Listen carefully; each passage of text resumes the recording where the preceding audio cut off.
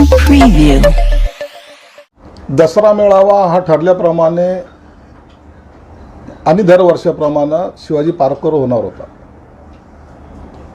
परंतु दोन गटामध्ये किंवा दोन शिवसैनिकांमध्ये आपसामध्ये भांडण नको म्हणून माननीय मुख्यमंत्री एकनाथ शिंदे साहेबांनी आझाद मैदानाची निवड केलेली आहे.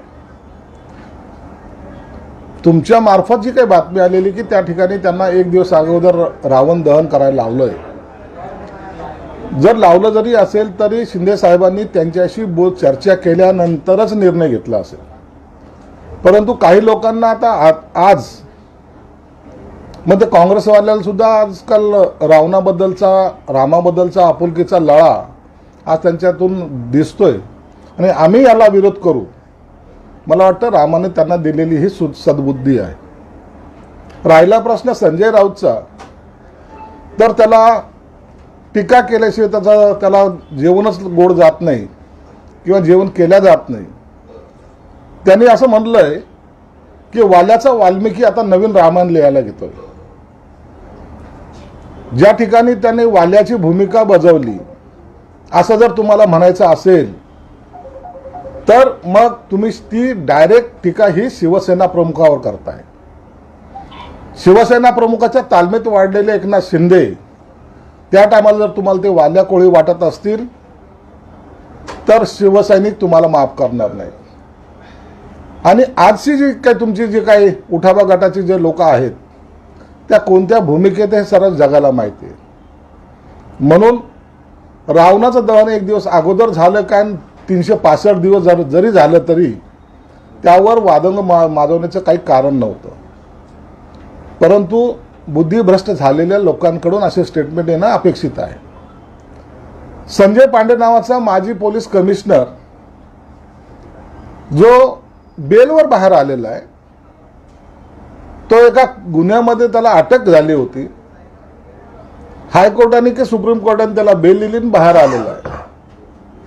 हाच संजय पांडे या सचिन वाजे प्रकरण असेल, दुसरा आणखीन तो प्रदीप शर्मा असेल, या गँगमधला हा एक गँगस्टर आहे. आणि ह्या सगळ्यांनी मिळून महाआघाडीच्या सरकारमध्ये जो काही गोंधळ घातलेला आहे तो अख्ख्या महाराष्ट्राने पाहिलेला आहे.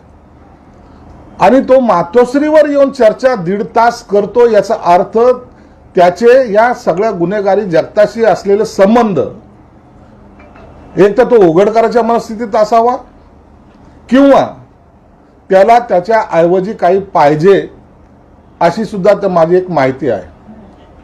माझ्या त्याच्याही पुढे जाऊन मला जी काही माहिती मिळालेली आहे की त्यांनी त्याच्याकडे असलेले यांचे गुपित उघड करू नये म्हणून येणाऱ्या लोकसभेला संजय पांडे हा खासदारकीचा उमेदवार हा उठावा गटाचा असणार आहे.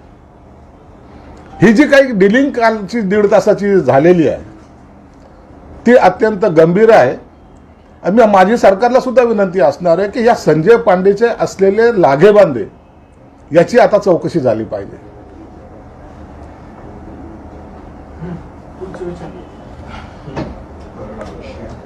तुम्ही म्हणताय की त्यांच्यासोबत डील सुरू आहे. ते एक पोलीस कमिशनर होते आणि अशा पद्धतीने एक पोलीस कमिशनर आणि हरीच्या राज्यकर्त्यांमध्ये डील होतात. हा प्रकार आधीपासून चालतो असलो प्रकार कशासाठी आला संजय पांडे? पोलीस कमिशनर असलेल्या माणसाबरोबर सचिन वाजे काम करत नव्हता का? सचिन वाजे हा डायरेक्ट सीपीसी भेटत नव्हता का? प्रदीप शर्माशी त्यांचे संबंध नव्हते का? हे सगळं स्पष्ट झालं पाहिजे ना. यांचे सर्व त्या जगताशी संबंध होते. आता जो ललित ड्रग मध्ये पकडला गेलेला आहे तो तर शहर प्रमुख होता. किती आश्चर्याची बाब आहे. इतरावर चिखलफेक करणं सोपं आहे, परंतु तुम्ही या सर्वांना पोहोचलेलं आहे तुमची दुकानदारी चालवण्यासाठी. आता ते सर्व बाहेर येत आहे.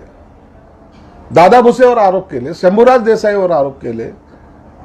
मी त्याही वेळेला बोललोय, आजही बोलतो की त्या दादा भुसेंनी आणि शंभूराज देसाईने स्पष्टपणे सांगितलंय की कोणत्याही जेवढी मोठी चौकशी उच्चस्तरीय जी चौकशी समिती असेल त्यांच्याकडून चौकशी झाली पाहिजे.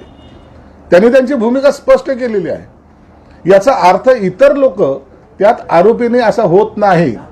म्हणून माझी अशी मागणी असणार आहे की या ललितसिंह बरोबर कोण कोण जोडले गेले होते याची चौकशी झाली पाहिजे.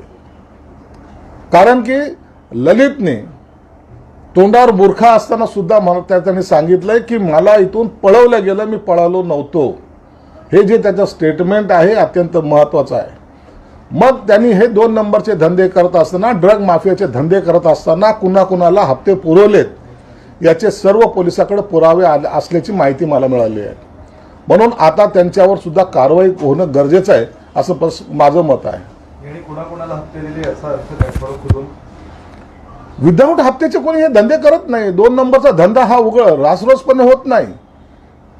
ते काही शोरूम नाहीये, ते काही एखादी फॅक्टरी नाहीये.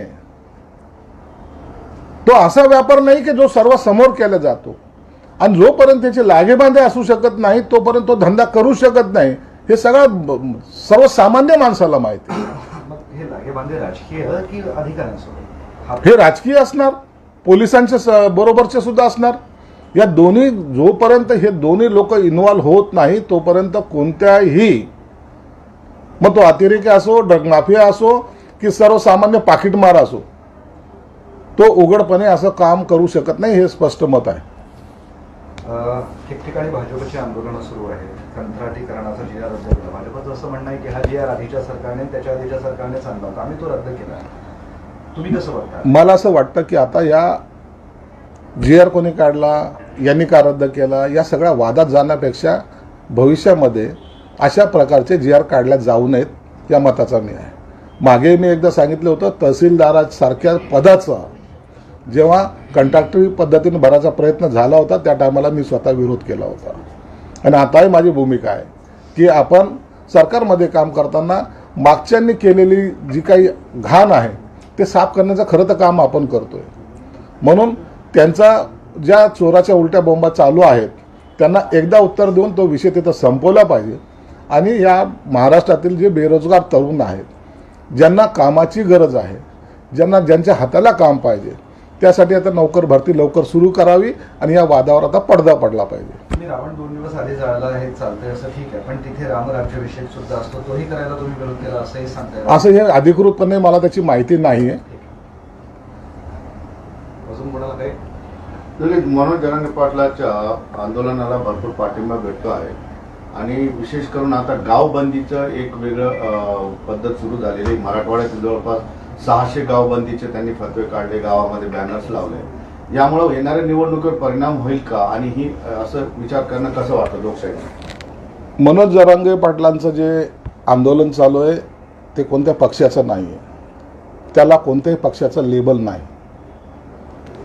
स्वयंस्फूर्तीने सर्वसामान्य मराठा कुटुंबातील कार्यकर्ते, शेतकरी त्यांच्या आंदोलनामध्ये सहभागी होतात. आणि आंदोलनामध्ये सहभागी सर्वच राजकीय पक्षाचे जे काही कार्यकर्ते तेही सुद्धा त्यात जात आहेत. परंतु आता गावबंदीपर्यंत जो प्रकार आलेला आहे, मला वाटतं मनोज जरांगे पाटलांशी मुख्यमंत्र्यांचं सविस्तर बोलणं झालेलं आहे आणि मुख्यमंत्री साहेब आपल्या पद्धतीने निश्चित प्रयत्न करत आहेत. ओबीसीचं आरक्षणला धक्का न लावता मराठा समाजाला आरक्षण दिल्या पाहिजे या भूमिकेशी सर्वजण सहमत आहेत आणि त्या दृष्टिकोनातून मुख्यमंत्री साहेब प्रयत्न करतायत. मला वाटतं तोडगा निघायची काही शक्यता जर असेल तर त्याच्याबद्दलची माहिती मला नाही, परंतु निश्चितच सरकार त्यांच्या भूमिकेला सहमत आहे आणि त्यांना आरक्षण दिलं पाहिजे यासाठी ते प्रयत्नशील सुद्धा आहे. हे जे गावबंदी आहे त्याबाबत मुख्यमंत्र्यांचं बोलणं झालंय का जरांगेशी? नाही, गावबंदीचा हा आत्ता त्यांनी सुरुवात केलेली काल परवापासून झालेली आहे. मला वाटतं मुख्यमंत्री साहेबांनी याची माहिती जरूर घेतली असेल आणि यावर निश्चितच काही ना काही राजकीय तोडगा निघून दे. मराठा समाज एवढा आक्रमक झाला की कालच्या अंत्ययात्रेमध्ये हरिभाऊ बागडे आले, त्यांना हुसकावून लावलं लोकांनी. याआधी नारायण कुची यांना लोकांनी गावातून शिवीगाळ करून हाकलून दिलं. हुल्लडबाजी होऊ लागलेली. लोकप्रतिनिधींसोबत असं होणं योग्य आहे का आणि गावबंदी ही निवडणुकीवर परिणाम करेल का? रावसाहेब दानवेंना सुद्धा हाकलून लावलं. नाही, आता जरांगे पाटलांनी जेव्हा स्पष्टपणे आपली भूमिका मांडलेली की कोणतंही आंदोलन आपल्याला हिंसात्मक करायचं नाही किंवा याला गालबोटं लागणार नाही याची काळजी सर्वांनी घ्यावी असं त्यांचं स्वतःचंच मत आहे. म्हणून काही ठिकाणी जे काही राजकीय पुढारी जे अनेक वर्षाशी तुमच्याशी संबंधित आहेत, तुम्ही त्यांच्याशी संबंधित आहात, कनेक्ट आहात आणि अशा वेळेला असा प्रकार करणं मला वाटतं उचित नाही आहे. माणुसकी या नात्याने एखाद्याच्या अंत्ययात्रेमध्ये जाऊन जर एखादा नेता जात असेल, कार्यकर्ता जात असेल तर त्याला हकलणं बरोबर नाही. उद्या आंदोलन एका ठिकाणी राहतं, परंतु हे मनामध्ये जी तेढ निर्माण होती ही तेढ निर्माण न होता हे आंदोलन जे शांततेने चाललंय, चांगलं चाललंय, लोकांचा पाठिंबा मिळतोय, त्याला ह्या आंदोलनाला गालबोट लावायचा काही लोक जे प्रयत्न करतात मला वाटतं ते चुकीचं आहे. काही लोक मुद्दाम गालबोट लावण्याचा प्रयत्न करतात. आंदोलनाला गालबोट लावण्याचा काही लोक मुद्दाम प्रयत्न करतात. जरांगे पाटलांनी स्वतःहून सांगितलं की आपल्याला शांततेने, संयमाने हे आंदोलन राहणार करायचं आहे.